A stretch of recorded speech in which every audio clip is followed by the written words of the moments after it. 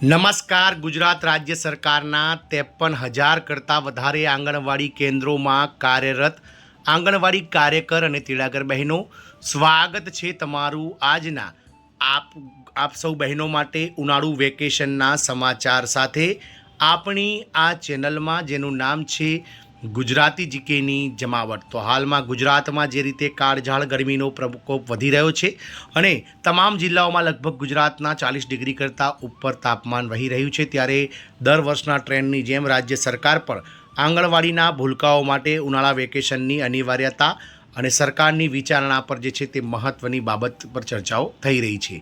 જાણીશું આજના વિડીયોમાં આપણે વિગતવાર કે શું સરકાર ખરેખર પ્રાથમિક શાળાઓની જેમ નાના બાળકો માટે, ભૂલકાઓ માટે પણ આંગણવાડી કેન્દ્રોમાં ઉનાળુ વેકેશન જાહેર કરશે કે શું, તેને લઈ અને આજના વિડીયોમાં આપણે વિગતવાર ચર્ચા કરીશું. તો વિડીયોના અંત સુધી આપ બન્યા રહો. આપ ચેનલમાં જો નવા સબસ્ક્રાઈબર હોય તો ચેનલને સબસ્ક્રાઈબ કરી લો અને વિડીયોને વધુને વધુ શેર કરવાનું ભૂલશો નહીં. તો જે રીતે ઉનાળાનો પ્રકોપ દિવસે ને દિવસે પૃથ્વી પર વધી રહ્યો છે અને ગરમીનો જે પારો છે તે હાલમાં ગુજરાતના લગભગ તમામ જિલ્લાઓમાં 40 ડિગ્રી કરતાં વધારે જઈ રહ્યો છે, ત્યારે આ કાળઝાળ ગરમીના પ્રકોપ વચ્ચે આંગણવાડીના ભૂલકાઓ માટે ઉનાળા વેકેશનની અનિવાર્યતા પર સરકાર વિચારણા કરી રહી છે. ઉનાળા વેકેશનની વાત કરીએ તો જે મે મહિનાનું પ્રથમ અઠવાડિયું, એટલે કે અત્યારે હાલ જે અઠવાડિયું ચાલી રહ્યું છે તેમાં 1 થી 15 તારીખ દરમિયાન કાર્યકર બહેનોને રજા આપવામાં આવી છે અને ત્યારબાદ 16થી લઈ અને 31 મે સુધીમાં તેડાગર બહેનોને 15 દિવસનું ઉનાળુ વેકેશન સરકાર આપતી હોય છે. પરંતુ નાના ભૂલકાઓ જે છે તે આવી કાળઝાળ ગરમીમાં પણ આંગણવાડી કેન્દ્રોમાં આવવા માટે મજબૂર છે, કારણ કે સરકારની કોઈ સ્ટાન્ડર્ડ એસઓપી નથી અને કોઈપણ જાતનું વેકેશન સરકાર જાહેર કરતી નથી. ત્યારે જે રીતે આ અસહ્ય ગરમી તેમજ કાળઝાળ ગરમી જે છે તે વધી રહી છે તે જોતાં તમામ વાલી મંડળો તેમજ જે શિક્ષણવિદો છે તેઓ પણ ઈચ્છી રહ્યા છે કે સરકાર પ્રાથમિક શાળાઓમાં જે રીતે 35 દિવસનું ઉનાળુ વેકેશન અપાય છે તે રીતે આ નાના બાળકોને પણ આંગણવાડી કેન્દ્રો બંધ રાખી અને વેકેશન આપવામાં આવે. તો ગુજરાતમાં જ્યારે ઉનાળો દર વર્ષે નવો રેકોર્ડ સર્જી રહ્યો છે, જ્યારે આકાશમાંથી અગનગોળાઓ વરસી રહ્યા હોય અને લૂ એટલે કે હીટ વેવના કારણે સામાન્ય જનજીવન અસ્તવ્યસ્ત બન્યું હોય, ત્યારે સૌથી વધુ ચિંતા રાજ્યના ભાવિ સમાન નાના બાળકોની થાય છે. ખાસ કરીને રાજ્યના છેવાડાના ગામડાઓ અને શહેરી વિસ્તારોમાં કાર્યરત આંગણવાડી કેન્દ્રોમાં આવતા 3 થી 6 વર્ષના બાળકો માટે આ ગરમી અસહ્ય બની જાય છે. આ ગંભીર પરિસ્થિતિને ધ્યાનમાં રાખીને ગુજરાત સરકારના મહિલા અને બાળ વિકાસ વિભાગ દ્વારા આંગણવાડીઓમાં ઉનાળુ વેકેશન જાહેર કરવા માટે સઘન વિચારણા હાથ ધરવામાં આવી છે. વર્તમાન હવામાનની સ્થિતિ અને તેની અસરો. ચાલુ વર્ષે એપ્રિલના અંતથી જ તાપમાન 40 ડિગ્રીને પાર કરી ગયો છે. હવામાન વિભાગ દ્વારા આવનાર કહી શકાય અવારનવાર યલો અને ઓરેન્જ એલર્ટ આપવામાં આવે છે. હીટવેવની અસર. અસહ્ય પવનોને કારણે બાળકોમાં ડિહાઇડ્રેશન, તાવ અને ઝાડા ઉલટી જેવા કેસોમાં વધારો જોવા મળ્યો છે.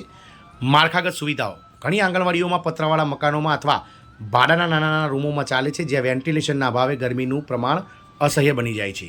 ઉનાળા વેકેશનની વિચારણા અને સંભવિત સમયગાળો. રાજ્ય સરકાર દર વર્ષે પ્રાથમિક અને માધ્યમિક શાળાઓમાં 35 દિવસનું ઉનાળુ વેકેશન આપવામાં આવે છે, પરંતુ આંગણવાડીઓ માટે કોઈ ચોક્કસ કેલેન્ડર હોતું નથી. જોકે વધતી જતી ગરમીના કારણે હવે નીતિ વિષયક ફેરફારની જરૂરિયાતો ઊભી થઈ છે. છેલ્લા કેટલાક વર્ષોના ટ્રેન્ડની વાત કરીએ તો સરકાર ઘણા ખરા જિલ્લાઓમાં જે કહી શકાય 15 દિવસથી લઈ અને 21 દિવસનું ઉનાળુ વેકેશન બાળકો માટે જાહેર કરી ચૂકી છે. ગયા વર્ષની વાત કરીએ તો ભાવનગર, અમરેલી, જૂનાગઢ, જે દક્ષિણ ગુજરાતના અને સૌરાષ્ટ્રના ખાસ કરીને કચ્છ જિલ્લાના જે જિલ્લાઓ છે તેમાં જે છે તે આ ઉનાળુ વેકેશન જે છે તે બાળકો માટે 21 દિવસનું, 15થી 21 દિવસનું અલગ અલગ જિલ્લા વાઇઝ કરવામાં આવ્યું હતું. અપેક્ષિતની વાત કરીએ, અપેક્ષિત વેકેશનનો સમયગાળો, તો સરકાર 7 થી 15 દિવસ સુધીનું વેકેશન જાહેર કરી શકે છે. મે મહિનાના અંતિમ પખવાડિયામાં આ રજાઓ અમલી બનવાની શક્યતા છે. જિલ્લા સ્તરે સત્તા. જે જિલ્લાઓમાં તાપમાન વધુ હોય ત્યાં કલેક્ટરશ્રીઓને સ્થાનિક સ્તરે રજા જાહેર કરવાની સત્તા આપવા પર વિચારણા ચાલી રહી છે. ગત વર્ષોનો ઇતિહાસ અને સરકારના અગાઉના નિર્ણયો. ગત વર્ષોમાં પણ જ્યારે ગરમીએ માજા મૂકી હતી ત્યારે સરકારે સમય સૂચકતા વાપરીને નિર્ણયો લીધા હતા. વર્ષ 2022 અને 2023માં આ વર્ષોમાં પણ મે મહિના દરમિયાન ગરમીનું પ્રમાણ વધતા આંગણવાડીઓના સમયમાં ફેરફાર કરી સવારના 7 થી 10 સુધીનો કરવામાં આવ્યો હતો. સંપૂર્ણ રજાની વાત કરીએ તો કેટલાક ખાસ કિસ્સાઓમાં અમુક જિલ્લાઓમાં 10 દિવસ માટે કેન્દ્રો સંપૂર્ણપણે બંધ રાખવાનો આદેશ અપાયા હતા. વહીવટી લવચિકતા. સરકાર હંમેશા બાળકોના સ્વાસ્થ્યને પ્રાથમિકતા આપીને કાર્યકરોને લવચિક અભિગમ અપનાવવા સૂચનો આપે છે. વેકેશન દરમિયાન પોષણની સાતત્યતા. તો ન્યુટ્રિશન કન્ટિન્યુટીની વાત કરીએ તો આંગણવાડી બંધ રાખવા સામેનો સૌથી મોટો પડકાર બાળકોનું પોષણ છે, કારણ કે હજારો બાળકો મધ્યાહન ભોજન અને પૌષ્ટિક આહાર માટે આંગણવાડી પર નિર્ભર હોય છે. સરકાર આ માટે નીચે મુજબની વ્યવસ્થા કરી શકે છે, જેમાં ટેક હોમ રેશન એટલે કે THR. વેકેશન દરમિયાન બાળકોને આંગણવાડી આવવાનું હોતું નથી, પરંતુ તેમના વાલીઓને આખા અઠવાડિયા કે પખવાડિયાનું બાલશક્તિ અને અન્ય પોષક પેકેટો અગાઉથી આપી દેવામાં આવે છે. સુખડી વિતરણ રજાઓ પહેલાં સુખડી જેવો રાંધેલો ખોરાક ડબ્બામાં આપી દેવાની જોગવાઈ કરવામાં આવે છે, જેથી બાળકનું પોષણ અટકે નહીં. આંગણવાડી કાર્યકર તેડાગર બહેનોની ભૂમિકા. જો બાળકો માટે વેકેશન જાહેર થાય તો આંગણવાડી કાર્યકરો માટેની માર્ગદર્શિકા અલગ હોય છે, જેમાં ગૃહ મુલાકાત, તો કાર્યકરોએ ઘરે ઘરે જઈને બાળકોના સ્વાસ્થ્યની તપાસ કરવાની રહે છે. રેકોર્ડ અપડેશન, વેકેશનના સમયનો ઉપયોગ કરીને રહેલા બાકીના વહીવટી કામો અને પોષણ ટ્રેકર એપના ડેટા એન્ટ્રી માટે થઈ શકે છે. જાગૃતિ અભિયાન, તો ઉનાળાના બાળકોને હીટ સ્ટ્રોકથી કેવી રીતે બચાવવા તે અંગે વાલીઓને માર્ગદર્શન આપવું. બાળ રોગ નિષ્ણાતોના મતે 6 વર્ષથી ઓછી બાળકોમાં શરીરનું તાપમાન જાળવવાની ક્ષમતા પુખ્ત વયના લોકો કરતાં ઓછી હોય છે, તેથી બપોરના સમયે તેમનું બહાર નીકળવું જોખમી છે. વાલીઓ પણ સોશિયલ મીડિયા અને રજૂઆતો દ્વારા વેકેશનની માંગ કરી રહ્યા છે, જેથી તેમના બાળકોને લૂનો ભોગ ન બને. ભવિષ્યનું આયોજન, ક્લાઇમેટ ફ્રેન્ડલી આંગણવાડી. માત્ર વેકેશન એ કાયમી ઉલ્લેખ નથી.